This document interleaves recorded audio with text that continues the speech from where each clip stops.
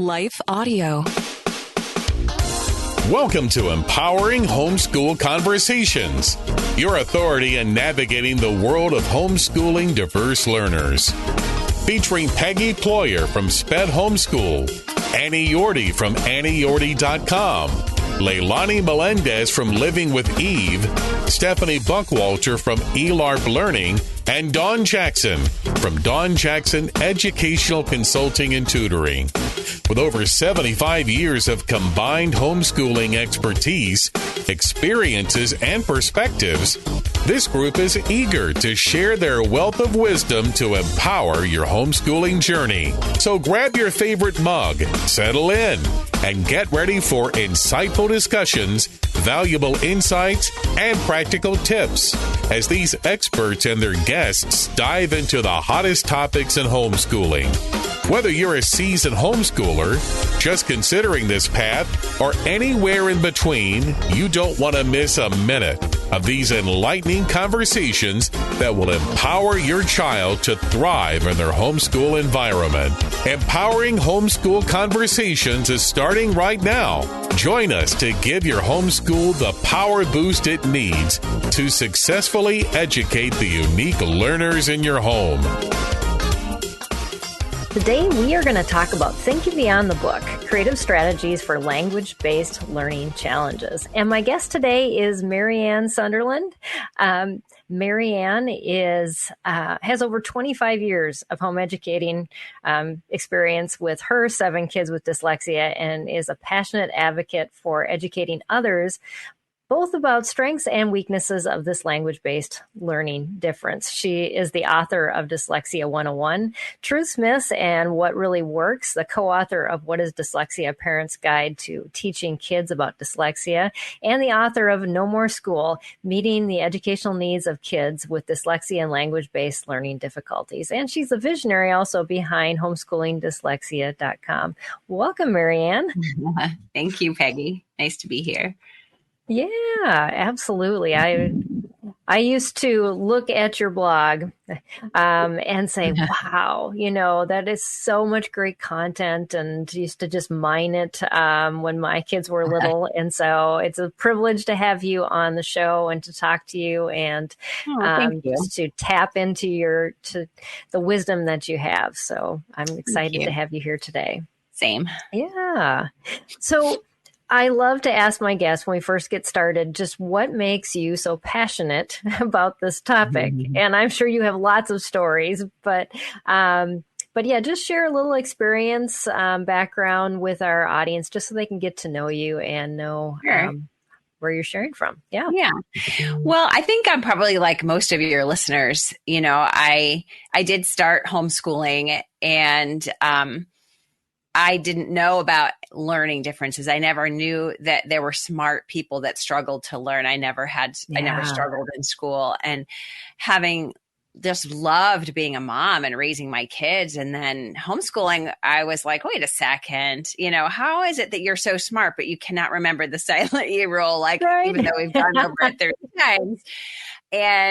And so really my passion comes from loving my kids, just like probably everybody who's listening today. Just you love your kids.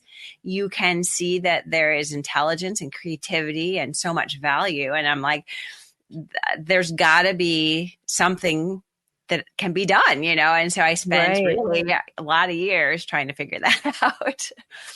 Yes. And then I just kind of started, for me sharing my journey. And I along my own journey, the first maybe 8 years or so, there was a lot of misinformation out there. I felt like there were people kind of trying to capitalize on our fear that our children weren't reading or learning like we expected. And that was another reason for me to want to stand up and say, hold the phone.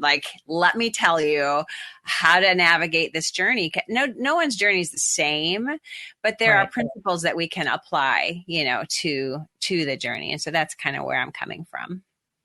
That's awesome. Because yes, I I do think, and I love that you talk about that fear, because that's kind of what I felt like when I first started homeschooling too, was, that there was all this information and it's like, we can fix your child. We can, and it seems so easy and so simple, but yet in the end, it really was a journey, like you talked about at the beginning, of really getting to know your kids and learning more about just what they needed versus what somebody else could offer you.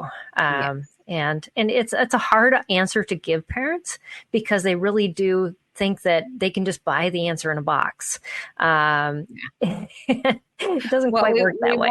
We're looking for that magic bullet or the silver bullet, something that's going to fix our kids. And really what I've come to understand over all these years is that our kids are not broken. And I don't call dyslexia a disability. I know that it is in some ways when they're learning to read in the younger years, and legally and for certain purposes, those terms are important. But for parents educating their own kids, it's a learning difference. And I say this all the time, that kids who learn differently just need to be taught differently, and so now I've graduated 6 of my kids and they're doing great. Some went to college, some didn't. Most of them, 3 of them have their own businesses, very entrepreneurial family. So, I've learned a lot about education and what's important, what wasn't so important. They each have their own path, and that it just is a much more unique path usually than not. And just, being open to embracing. And I really do feel like homeschooling helped me to let down those barriers too, because it was either I was struggling against myself, struggling against my child, or I was embracing what was in front of both of us. Yes. And you have to make that determination otherwise I think you just go crazy. I was talking with Jonathan Mooney many, many years ago. He spoke at an International Dyslexia Association conference here in LA. And he grew up dyslexic and not really remediated or understood, but graduated from Brown and, has gone on to be this fierce advocate. But he said, when you pound square pegs into round holes, what happens? They break. And that really, that was a long time ago. My memory's pretty bad, but I always think of that because that's what happened to him. And he overcame all of that. But there are a lot, and I mean way too many children who are slipping through the cracks in the public school system or tradition, or it could be private, that are not being understood. They're not getting their needs met. They're being made to feel dumb. And, we have this incredible freedom, even though it's difficult, sometimes when they're younger, trying to figure out, what to expect and how to teach them, to give them the freedom of not being compared against traditional learners or being taught under somebody who misunderstands them day after day. So the struggle is worth it. Yes, absolutely. I totally agree. So if you are watching and you have questions for us, just make sure you pop them into the feed, and we'll be happy to include those in with our conversation as well. So just to get started, I would love for you to explain what it means to have a language-based learning challenge, and kind of how can parents even realize if their child is struggling with something like that? So language-based learning disorder or disability is a big umbrella term for what we usually look at as dyslexia. But dyslexia is a language-based learning difference or difficulty. And basically what this researchers have found is that a dyslexic brain processes language differently. So you might have 20/20 vision, you might have perfect hearing, but the words go in through the eye and down the optic nerve, but they don't take a direct path to the reading center of the brain. They actually take a very convoluted path to the reading center of the brain. So this was Sally Shaywitz back in the early 90s who did research with functional MRIs and learned about this and wrote the book Overcoming Dyslexia, which was groundbreaking. Like it was just blew the lid off of all the myths, the misperceptions, that it was intelligence-based or a vision problem. It was basically how the brain processes language. And what's even more cool is that researchers Brock and Fernet Eid, they wrote The Dyslexic Advantage, and they have a website called The Dyslexic Advantage. They researched successful dyslexics, scanned their brains, and basically came up with a series of strengths that people with language-based learning difficulties have. So, for example, a person with a dyslexic brain wiring is not real detail-oriented, right? They don't see spelling. They don't see little words.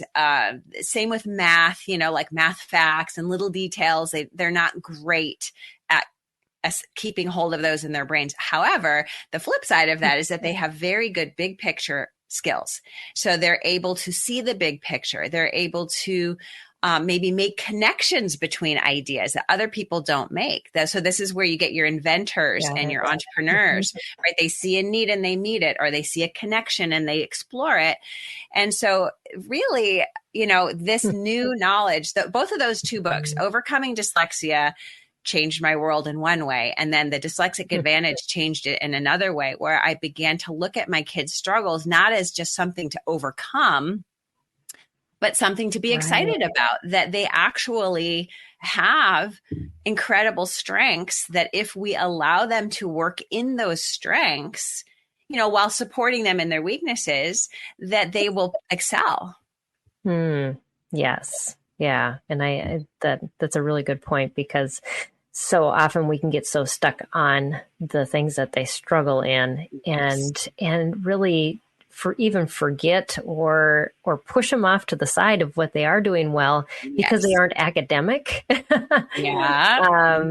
And then you lose the child because they're so stuck in what they can't do. And you hear so many kids say that, oh, I'm just a bad learner.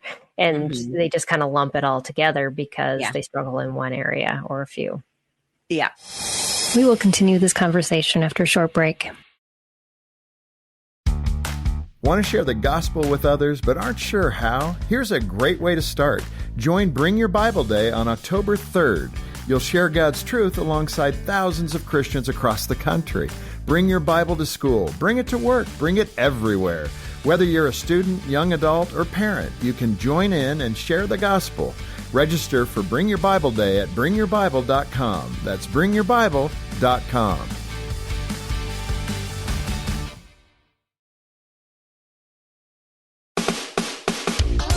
This is Empowering Homeschool Conversations, provided by SPED Homeschool, a nonprofit that empowers families to home educate diverse learners. To learn more, visit spedhomeschool.com. Are the challenges, are they limited to reading and writing, or do you see them in other places too when a child struggles in these language-based learning areas? So you're definitely going to see a struggle or a delay in learning to read. Reading comes first, spelling comes later. Spelling is always much more difficult to master. Right. So a lot of parents come to me, they're like, my kid's reading okay, but their spelling's terrible. Totally normal. Just need to keep reading and exposing them to the correct spellings. It takes time, use assistive technology.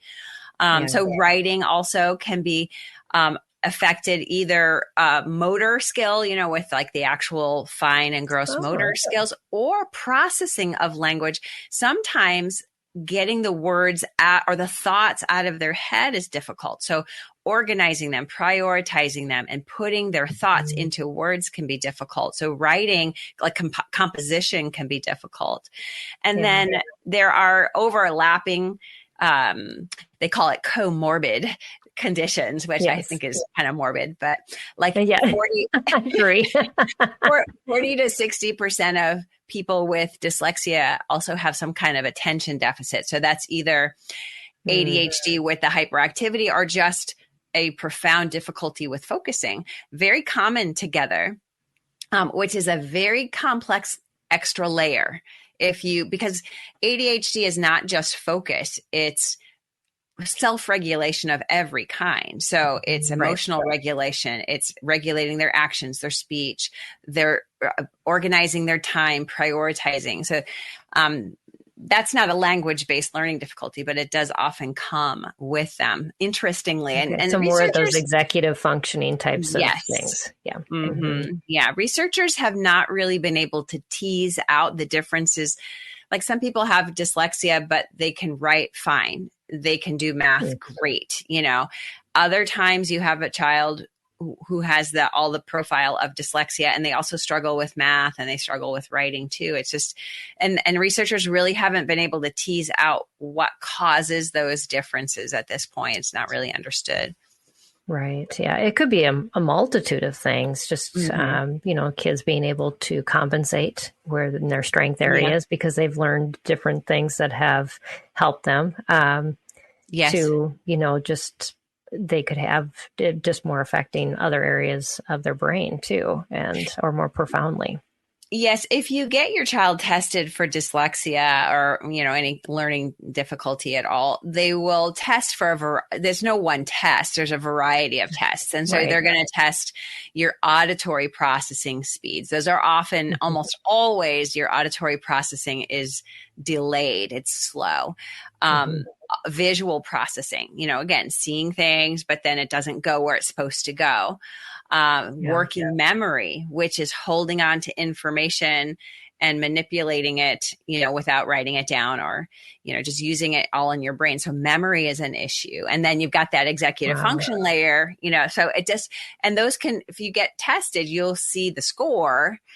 And so some kids will have very, very low scores. Some will have medium scores. But that will determine, in a sense, how much your kid will be affected by their processing issues. Not to say that they can't learn to read and can't be successful, but that's kind of those are the underlying causes of these issues.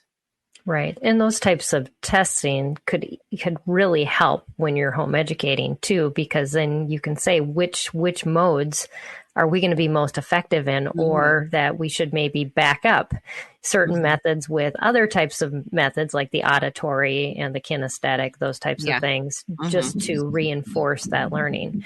So yes, that's a really good point to make. So that kind of takes us into those effective teaching styles. What methods tend to work the best? And I can say tend, in a certain way, but each child is different. But in general, are there ways that, as far as delivery of materials and methodologies or types of learning, that usually stick a little better or are more effective? Yeah. So for reading, really this method or this approach, that Orton-Gillingham approach, has been around for, over 100 years. Back in the early 1900s, Samuel Orton and Anna Gillingham worked together. She was a teacher and he was a psychologist, and they were working with people, they called it word blindness, that they couldn't process words.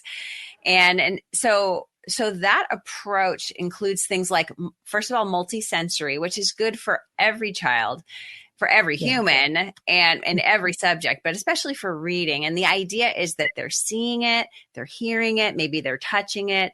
And so more areas of the brain are getting the information, getting the upload, so to speak. And then the information sticks a little better.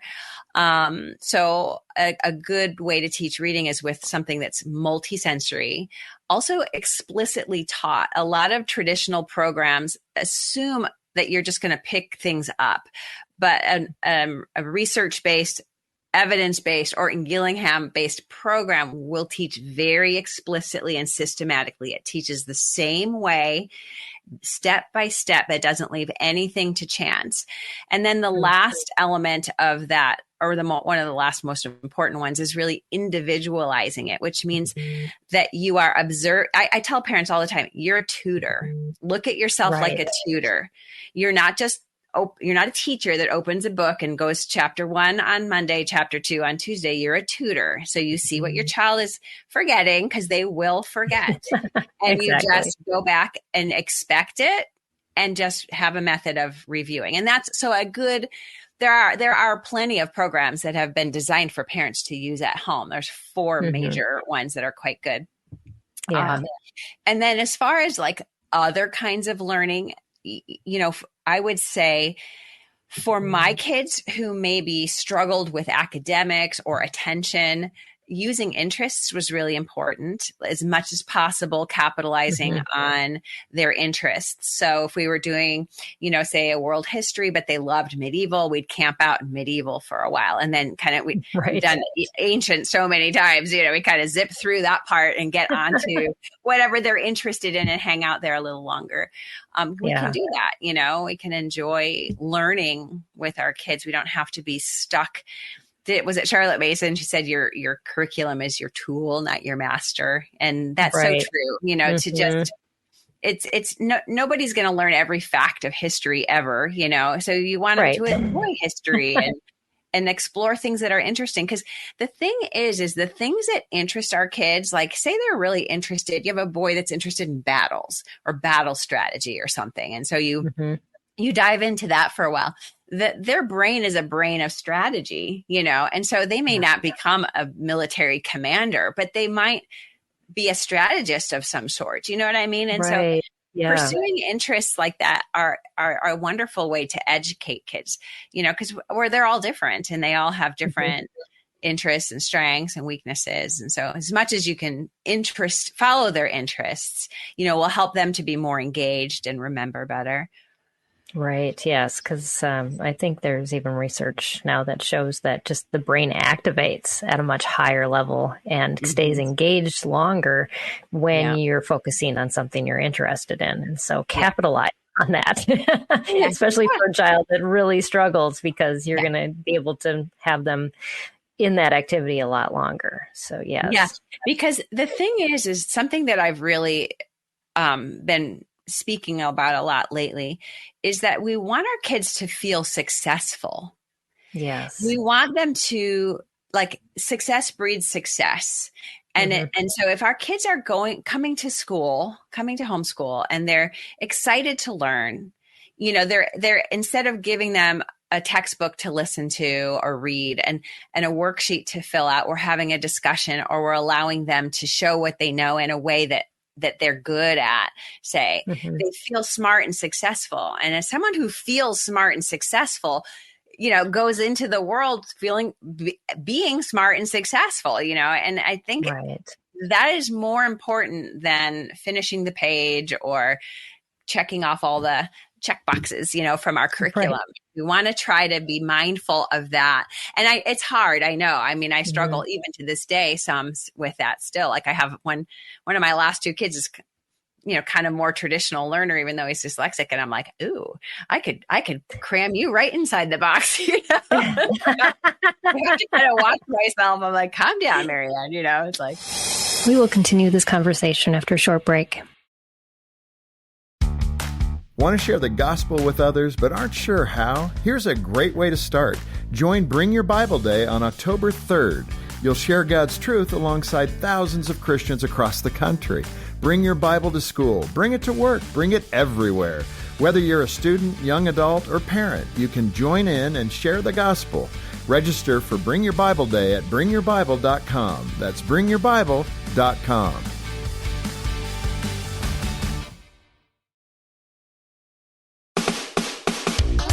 This is Empowering Homeschool Conversations, provided by SPED Homeschool, a nonprofit that empowers families to home educate diverse learners. To learn more, visit spedhomeschool.com. And it's harder with the ones at the end. I mean, I found that I stuck to my guns with my oldest, and my last one, man, I was like, just take an online class. Totally. I felt so bad for her, but she's doing great in college now. So okay, good. But yeah, that is hard. So, if a parent was to say, okay, so say I had like a picture book that I was going to use to engage my child with dyslexia. What would that look like to try to make it multisensory if we were reading through a picture book? Well, I mean, already a picture book has the visual element and the auditory element. And the only other, so, I mean, you can't really you could touch a book, I suppose, but I would say, if you wanted a child to be more engaged in a story, to ask questions, like, what do you think is going to happen next? Or why do you think they did that? Or what would you do in that circumstance? Do you think that was a good thing to do? You can ask questions. I think reading aloud is kind of such a beautiful thing because it just works, you don't really it does. Yeah. Yeah. But I think though, when we have a child that too, struggles in those language-based areas, sometimes we pull ourselves back from using those materials. And so that's kind of why I asked the question, because I think we oftentimes will set limitations on what a child needs and go, oh, we got to get the Play-Doh out, to make this interactive. But I love that. Yes. Just being able to look at the pictures, to discuss them, maybe even touch them. And, I'll just, get up and do an activity related to it or, like a hands-on. So a lot of times with my kids, I went through a series of trial and error with my younger kids in science, for example. Like there are a lot of really nice full year curricula out there that are beautiful and wonderful, but that's way too much information. And yes, I would, like you, kind of strap my kids to the chair and be like, we will read 45 minutes today and you will pay attention because we're going to finish this, only to find out later that they didn't remember really the things that I read. You know what they remembered? All the experiments that we did. So later on, I kind of opted for, there are different science kits you can get, and I would have them delivered to the house each month and work on those. We had a couple of different types of kits that would come, and we would just work on those. And those are the kinds of things that they remember. So, or you could use that curriculum and modify it, use it as a spine, maybe touch on the areas. So if you're talking about muscles, for example, you don't need to discuss every single kind of muscle, but you could maybe talk, look at the pictures and talk. There are different kinds of muscles, and your heart's a muscle, and then get a chicken leg out, right? Right. And like show them how there's a muscle and it's attached with lymph. So those kinds of things, like the hands-on experiential learning, helps kids remember better. Yes.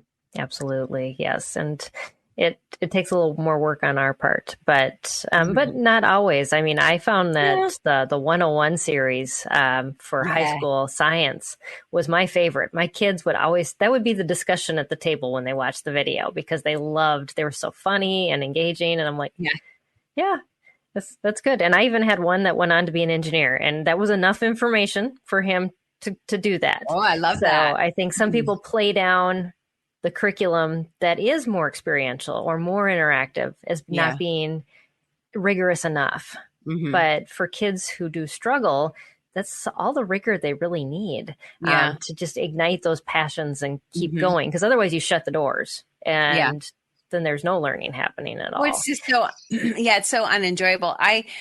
With my second, so I had older kids, and then I had a second set of kids kind of in there, like 4 years later. And so the older kids, I crammed them inside the box and tried to make them do all. And then of course they, did these amazing sailing trips, and I was like, okay, whatever. So the next set, I was like, okay, I'm going to be a little more attentive to their actual needs. And so their high school ended up being pretty relaxed. And, I sat with them during science, held their hand, read, we discussed, and I kept thinking, is this enough? Am I doing I doing enough? Are they prepared for college? Are they even going to college? And so of this set, the second set, one of them never went to college. He took his college fund and invested it and started a business. And the other one, did go to college, excuse me, and she, who was resistant, to a lot of learning, like she just didn't enjoy it. We would argue, about her even going to a tutor. But then when so here's the key. Yeah. When they found their thing, so she decided she wanted to be a physical therapist. And so she started at community college because she hadn't jumped through all the hoops, which I highly, highly recommend. Her brain was able to develop and mature. She was able to try different things out. She started at community college with intro to college writing, intro to college algebra, right? And was able to grow and learn and figure out how things work. And because she was motivated, she pushed herself really hard. But the lesson really is that even though we had a relaxed high school, like you were saying with the 101 science series, she went on to graduate with a science degree with honors. I'm like, I didn't even do that well in college, and I don't have dyslexia and ADHD. So, you know what I mean? Yeah. So it doesn't, the academics have a role, but they're just not more important than keeping your kids' curiosity and confidence and that connection. I call it the 3 C's. Right. Yeah. The connection they have with you, the curiosity that they have about their world, and the confidence that they have to actually go out and explore it and learn. And that is real learning. Absolutely. It truly is. And yeah, I found the community colleges have been awesome for my 2 that went to college. They started that way, and highly recommend that because they weren't too studious, but it did help them learn the ropes. And especially now with online learning classes, so nice. Those are really just convoluted. So if they could learn them in an environment where they're at home and go, help me navigate. It doesn't seem as much of a pressure. You talked about need. Yeah. You talked about needs a little while ago, and I would really like to kind of circle back to that. What are the real often looked needs of students with language-based learning challenges? So, we talked, there's remediation is the fixing of the weeknesses, right? And so we want to really spend time working on those things. We want to be teaching them with a phonics-based, that we talked about, Orton Gillingham, a program that's designed for people with dyslexia. We want to work on that, but holding on loosely, because it's funny. There's this thing called middle school magic where it seems like, I call it that. I don't know what other people call it. But it's universal. Like everybody sees it, but around 12, 13, sometimes 14, maybe a little earlier, that kids just suddenly the penny drops and they're like, oh, I get it. I'm reading. Right. So, but we should be inputting. I do believe there is a statistic out there that you'll see sometimes that says, oh, if your dyslexic child doesn't get remediated and get caught up by 3rd grade, they'll never catch up. And parents freak out. And then one day I realized, oh my goodness, they are looking at public school kids. They're not looking at homeschooled kids who are being taught at their level, at their pace, and as a homeschool parent, you can do that. So if they're in 6th grade and they're reading at a 1st, 2nd grade level, that's where you got to teach them, right? You got to individualize it, and then you've got to review, and you've got to just let go of those expectations and be consistent with it. Sometimes sometimes you might need to hire a tutor. But so remediation is one facet, but it shouldn't define their whole life. Like it shouldn't be something, we don't want our kids hating reading instruction, hating us because we're forcing them to do this, right? I've talked to parents whose kids are really resistant and they've taken a break from reading instruction for even a year at times. And then the kid heals from whatever stress that's been, overwhelming them. And they come to the table ready to learn the next year. And so I'm telling you, it does not look like traditional education, but here's the thing. Parents know what their kids need. I do a lot of homeschool consulting, and I talk to these beautiful parents who love their children, who've done all the research and they know what to do, but they're like, that can't be right. I can't possibly take a break from reading because they're behind. So what do kids need? They need a parent that looks at them like a person and not a statistic, and who will educate themselves about learning differences, it's really important to understand that your kid's smart and they want to do well. So if they're falling apart or crying when it comes time for school, they're telling you that something's not right. They want to do well. So they need a parent that's seeking for answers and listening to shows like this, and connecting with other homeschool parents who've done it to really understand that each kid's needs are different, but they definitely need that evidence-based instruction. They need accommodations are another thing that our kids really need. And the idea of an accommodation is, for example, using speech to text to write a paper, or listening to a book instead of reading it. And the idea is that kids with language-based learning difficulties are smart, but they struggle with the written word. So how can we support those weaknesses and so they can learn at their intellectual ability? So way back, I used to say, you can't listen to a book. That's cheating, But then I had all these kids, and my kid was wanting to read Lord of the Rings. And I was like, I'm never going to be able to sit down and read Lord of the Rings. Right. So, no read out loud there. So he started listening to books and just devoured them. And many children and adults with dyslexia love literature. They love a good story. It's actually a strength of dyslexia. Narrative storytelling can be a strength. Not everybody has it, but so, accommodating their weaknesses so they can keep learning at their intellectual ability and so. Yeah. That's awesome.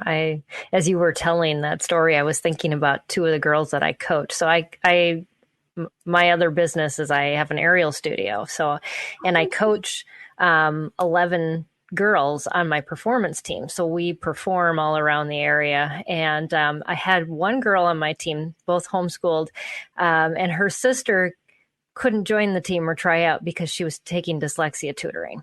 And she always just looked so downtrodden because all the funds that the family was using were going into her tutoring. And this last year, her mom let her try out. And so she joined my team. And to see her blossom this last year just makes me cry, because she is a totally different person, because they've just said, you know what, reading's going to happen, but this is something you love. And it's just been amazing to see her change because they kind of let go of that. And it's just beautiful. There is research about strengths, working in your strengths, and how when an individual, whether it's a child or an adult in the workplace, works in their giftings and strengths, that all areas of their work or learning improve. It's really interesting. And I do believe it kind of goes back to that. I feel successful. I feel confident. So therefore, when I go into situations, I'm going with an attitude of, you know what I mean? Like, I can do this. Right. I don't know, but so what you're describing with this young lady is an example of that, and it's a tricky thing to tease out. When do you give up the tutoring and do exactly a sport? When do you do that? What's responsible? Because we want to do the right thing by our kids, right? Right. Yeah. It comes down to, I think, a lot of prayer and, just walking in faith, because one of my kids just said to me, I'm done with school. And I'm like, well, not graduating you yet, but let's make a plan. And, his plan was way different than mine. And he's my one with the language-based learning challenges. And God just really said, let go, for a while, not, but after a while. And it was to preserve our relationship. Yeah. And that was more important. Yeah. So you just don't know what's coming ahead for your child. God does. And just to rest in that is so much more important.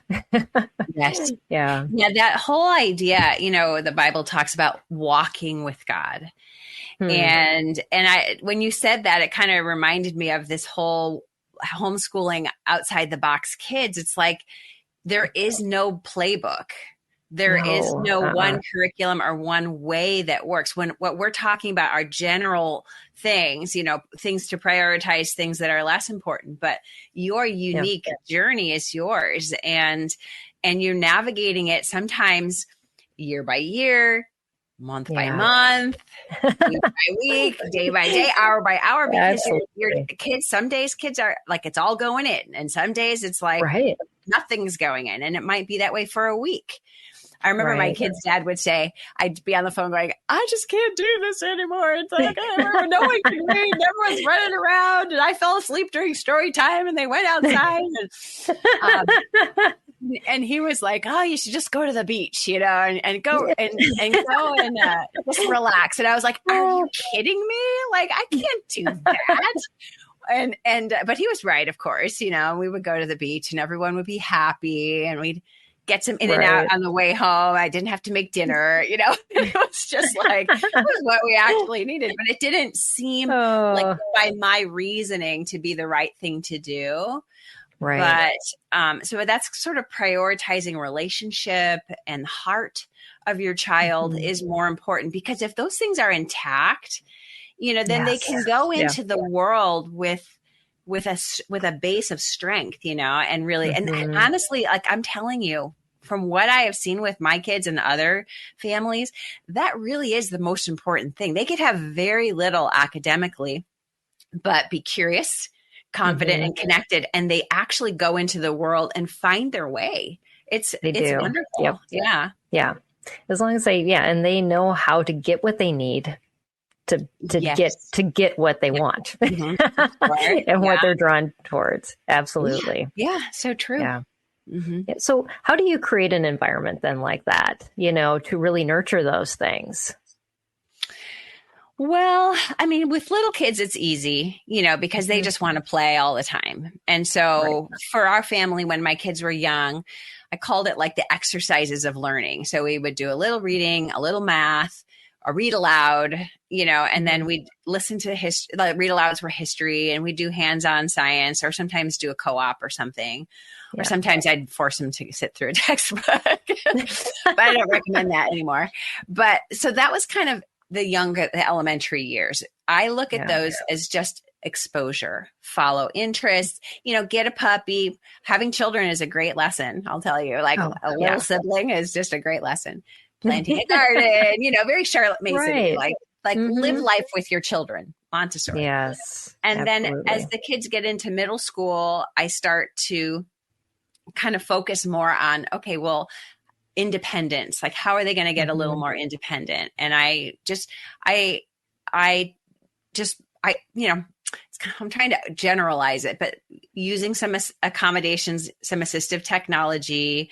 One of the things also that I really recommend for families to help their kids as they get older, especially ones with learning difficulties, is to find their thing. Like whether it's, one of my kids was animals, another kid was football, another one was soccer and friends and scouts, dance, whatever it might be.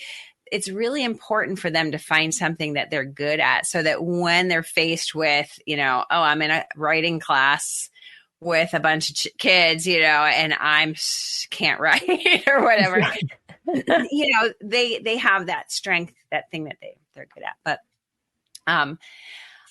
for me, it's really important to have peace in my home. And so that comes with a lot of conversation. That's the fourth C, really. I feel like conversations that we have with our kids are gold.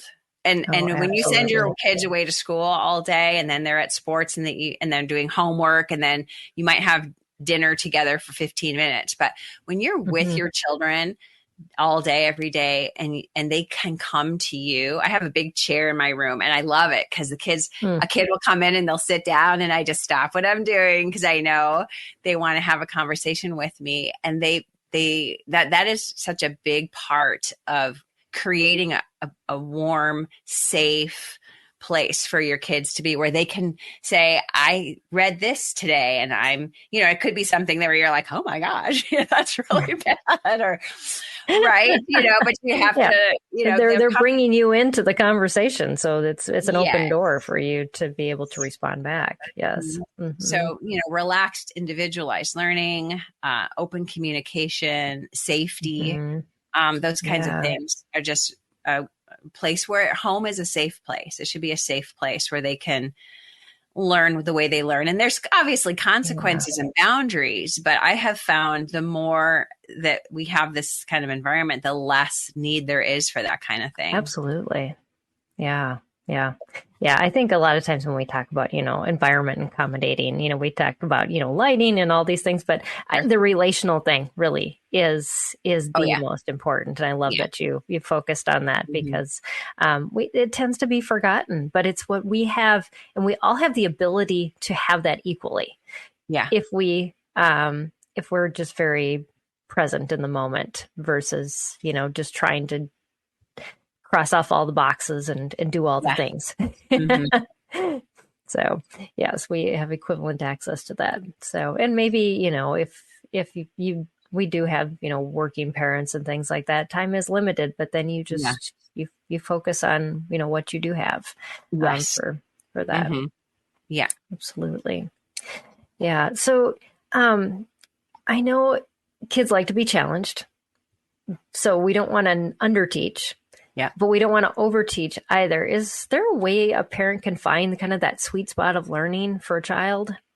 Yeah. I saw that in your list of questions. I was like, that's really difficult. Because we all have that kid who's like reading at a first grade level and who wants their sixth grade reading curriculum, or whatever. Right. And you're just like, so it's a difficult thing to navigate. So I try to find ungraded things. Or, like an algebra program or pre-algebra program that's designed for kids who are struggling. So it's more visual or, so there are curricula out there that are more designed for kids that struggle so that they can, do higher level stuff. But I would say, most curricula, say there was a kid who was really invested in working at grade level that you could theoretically, not so much with math, but you could try. And sometimes, you just get the ninth grade curriculum or the algebra and say, here you go to town, and have them be like, I don't understand any of this. Well, why don't we try, let's do the placement test. And a lot of our kids, ideas about learning and ideas about what they want out of their life are opportunities for us to teach them to accept their learning differences, which is important. It's important for us to accept them, but it's also important for them. And that is educating them that you are smart, because kids with dyslexia are very smart. And it's easy if we don't talk about learning differences and dyslexia and what have you, processing or ADHD, our kids are going to think they're dumb.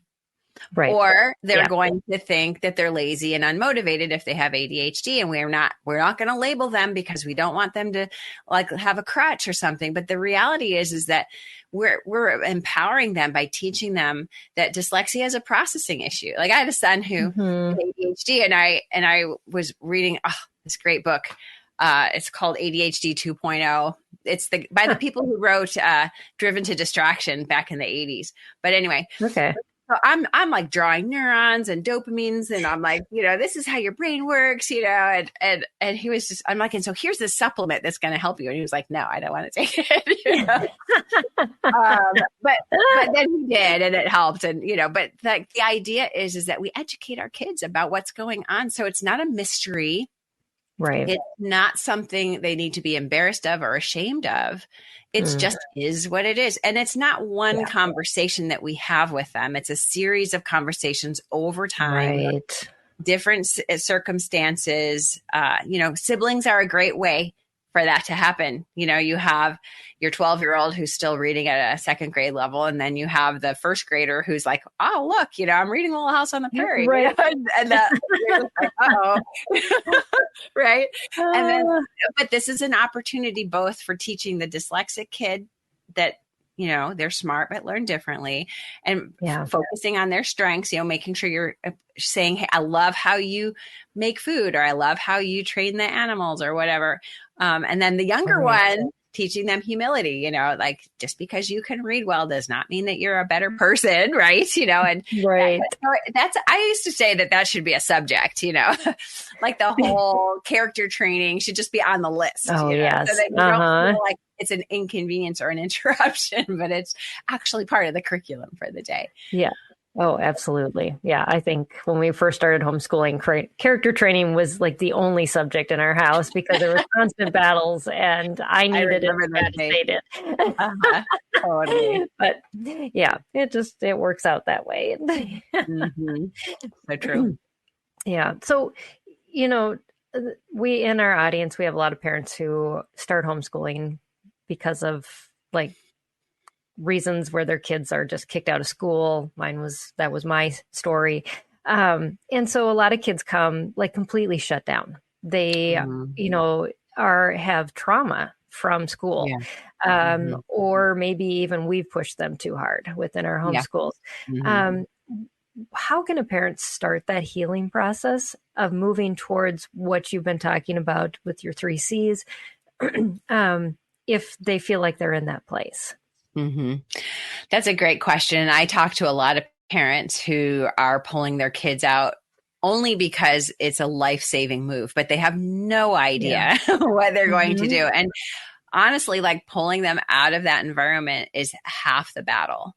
You get your kid home, let them sleep, let them wake up when they're ready to wake up, let them eat when they want to eat, let them move when they want to move or need to move. And you've solved half your problems, right? Because they're able to not be being pounded into a round hole. But then that trauma is a real issue. It's learned helplessness, like I'm dumb, I can't do this, or immediate frustration when something's hard and shutting down. And so in extreme cases, I do recommend parents just like deschool.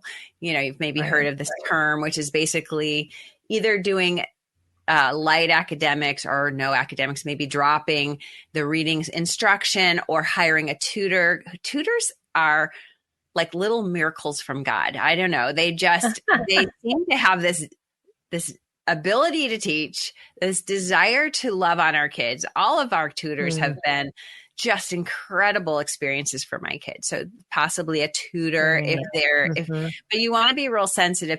Again, it's that communication, that 4th C, like we're going to do this homeschooling thing. How do you feel about it? What are your concerns about it? Let's, because a lot of times a kid will say, well, who am I going to have for friends? Right. And so you want to accommodate that. You want to stay connected to the good friends or join a homeschool group. So we want to have a lot of communication with our kid. And then possibly taking a break from things. And it seems really scary, but especially in elementary school, which is usually when kids get pulled. Right. You have so much flexibility. I mean, you could go and do field trips every week, and listen to books while you're driving and have a fantastic education because, again, you're cultivating their confidence, their curiosity, and their connection. And then they will let you know when they're ready to start learning.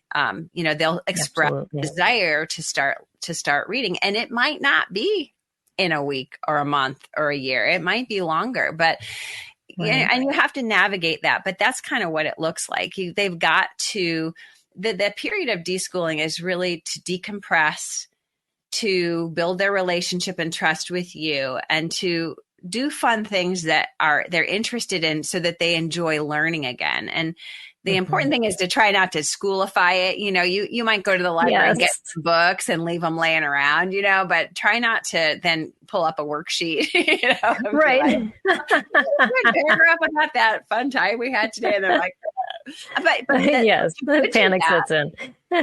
Yeah, you could do that. Like I know parents who are kind of unschoolers, but they do ask their kids to write about their experiences or create a PowerPoint or record a video or something where they can just express themselves, what they're learning, so that, it's sort of schoolish.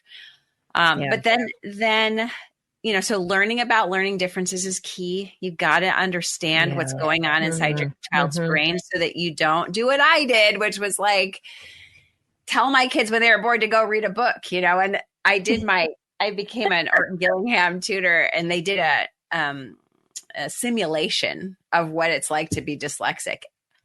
And we had a family like schoolroom office, and I was in the office, and my son, who's profoundly dyslexic, was behind me at the desk. And I just turned around and I was like, I am so sorry. And he just laughed. He was like, you're fine, Mom, But it has much more grace for us than we often do. Yeah, for sure. He's so thankful, for being able to have been homeschooled and there's a stage where your kids are like, I was homeschooled and that's why I can't spell. I'm like, not really.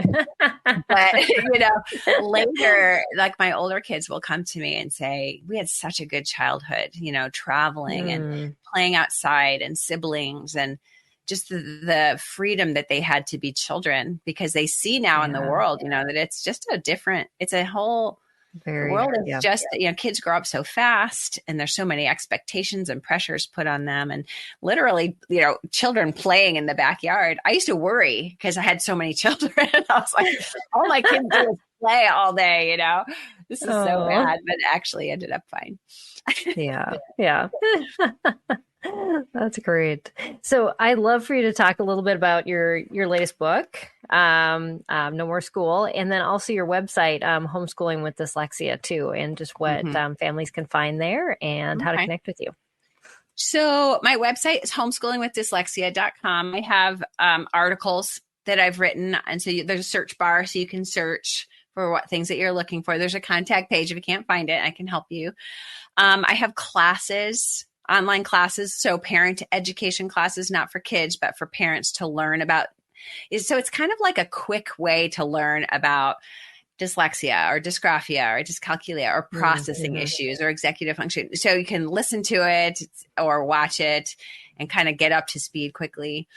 I have a mentoring group, which, is for parents. A lot of parents in there have kids who are really resistant. But my book, No More School, I wrote about a year and a half ago, and it was really this message that shared my journey of educating my kids, and the subtitle really explains. It's not about not doing school or not educating our kids. It's stop schooling them and start helping them learn. That's the idea. And what kinds of things do our kids really need to be educated, to be successful? And so it starts with kind of a little bit of our story woven through it, but also just kind of what is that word that everyone's using? Deconstructing the public school. Like, where did it come from? And where did the teaching methods come from? And are they useful? And what are they good for? And then we can take what works and leave what doesn't, and reconstruct an education that really meets the needs of our kids. Because I have seen I had a lot of kids, and then nobody was independent. And so my thing was pretty out there, and my kids are successful as adults. And I was like, hold the phone. Do you mean they don't need to know what verbs and nouns are? They don't need to know what I do it all those and independent clauses, like to write a good paper or to be a good storyteller. You know what I mean? So all that. Yeah. So anyway, that book is really my heart right now, is just to help parents feel confident to step outside the box, and you're not hurting your kids. You're definitely not hurting your kids. If you provide a loving environment where they can follow their interests, you're doing a good job. Yeah.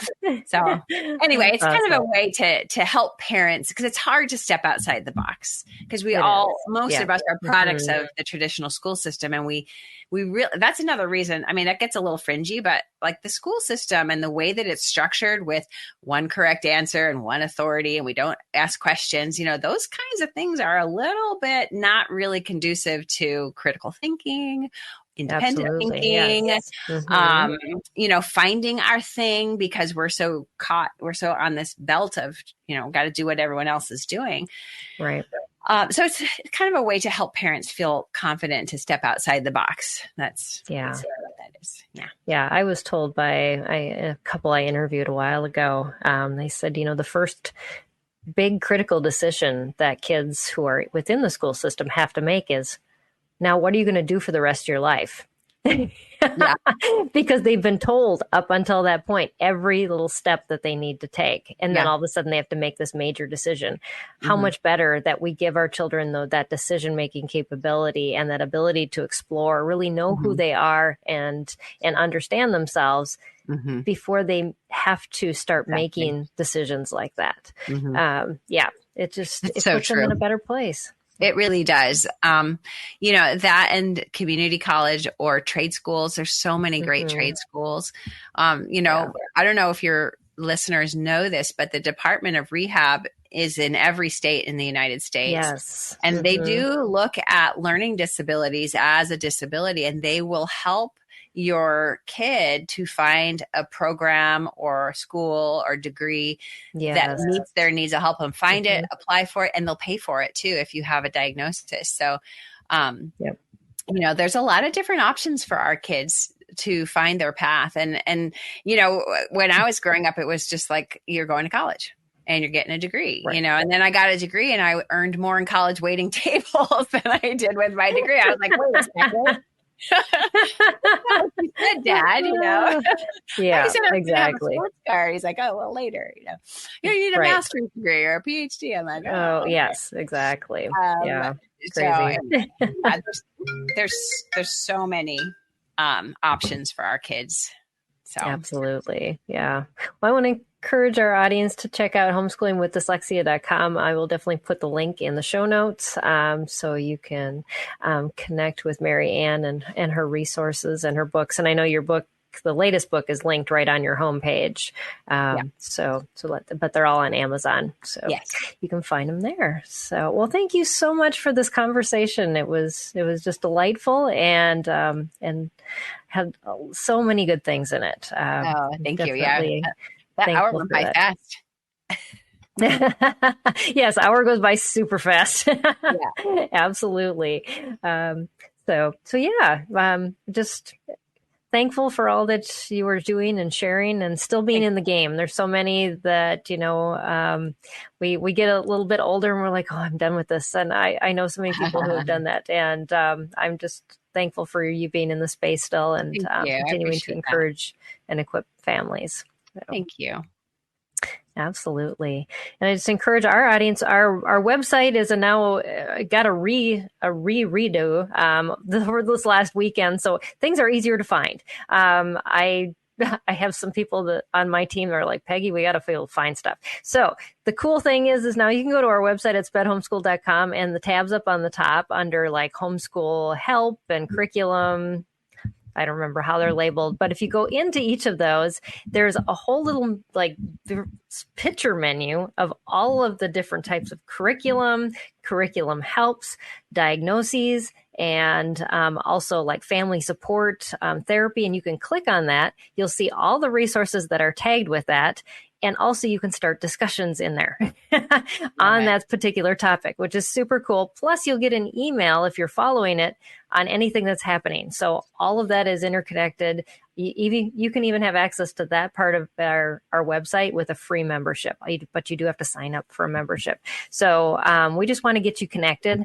There are upper levels of membership too that get you access to some of our exclusive content, consultations, things like that. So, but just excited to have all that done and be able to connect with everybody. So, and then next week, my guest is a speech pathologist, and we're going to talk about building strong voices, speech strategies for social skills, self-regulation, and learning success. So she's got a lot to talk about, and we're super excited to be back next week to talk about that. So, well, thank you so much, Marianne, and thank you all for joining us on the show today. And I guess we will see you around on the website, and definitely check out Marianne's resources.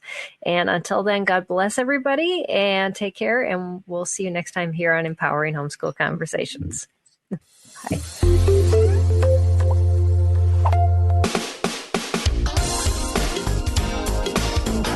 take just a second to thank the team at Life Audio for their partnership with us on this podcast. If you go to lifeaudio.com, you'll find dozens of other faith-centered podcasts in their network.